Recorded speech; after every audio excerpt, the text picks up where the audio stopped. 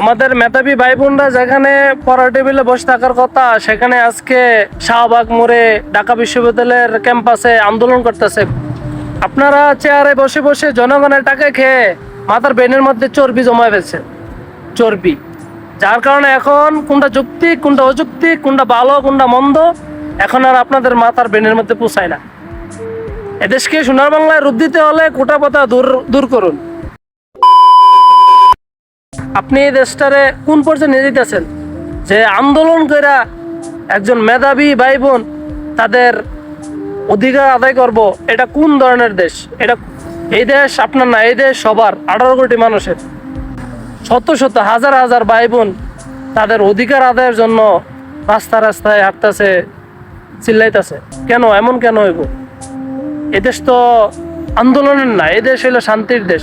শান্তির জন্য যুদ্ধ হয়েছে, শান্তির জন্য মুক্তিযোদ্ধারা আমাদের 30 লক্ষ মা বোন তাদের জীবনকে শহীদ করেছে। এই শহীদের বিনিময়ে এটা আপনারা যেভাবে পারবেন, যেভাবে মন চাইব এভাবে দেশটারে চালাইবেন, এরকম তো না। দেশটা তো মগের মূল্যক না যে যেভাবে পারলেন এভাবে করলেন। এই দেশ গণতান্ত্রিক দেশ। গণতান্ত্রিক দেশে জনগণ কি চাই সেটাই দেখতে হইব। একপাক্ষিক কোনো সিদ্ধান্ত, একপাক্ষিক সমঝোতা এই দেশে চলবে না। তাদের যোগ্যতা এবং মেধাকে প্রতিফলন করার সুযোগ দেন। যদি সুযোগ না দিতে পারেন তাহলে গদি ছেড়ে দেন, চেয়ার ছেড়ে দেন। চেয়ারে বসে থাকতে হলে 18 কোটি মানুষের ইচ্ছা, তারা কি চায় সেগুলো আপনার মাথায় রাখতে হবে। আপনি প্ল্যান নিছেন 2040 ভিশন, 2040 ভিশনে আপনি যে দেশের মধ্যে বৈষম্য করতেছেন, কোটা কোথায়?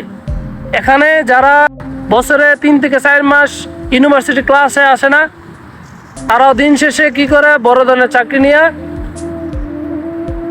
কুটটাই পরে আর রাস্তায় আড়ে। আর আমাদের যারা মেধাবী, যাদের যোগ্যতা আছে, যাদের পরিশ্রম করার ক্ষমতা আছে, তারা দিন শেষে কিছুই পায় না। কারণ তারা ওই সুযোগটা পায় না, তারা যে তাদের যে যোগ্যতা আছে প্রমাণ করার জন্য।